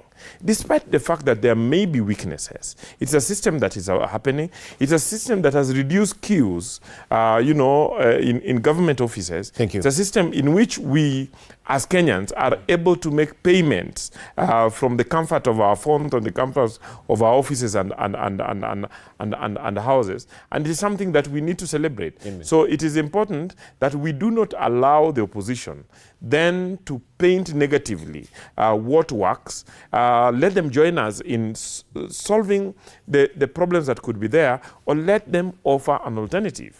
Gachagua cannot be allowed to just continue, attacking everything that works. Thank you. But not offering us any alternative. Right. Joshua Nyamori there, advocate of the High Court. Joshua Kipto, advocate of the High Court as well. Paul Mashere, advocate of the High Court. Sitting here with very luminary minds, of course, interrogating issues of the day. Thank you so very much for joining us this morning. Anodida is, and Nahati, of course, I must say thank you so much also for showing up this morning. So Anodida, she's up next, of course, looking at SMEs and the cost of it. It's all about matters economy on the other side of the break.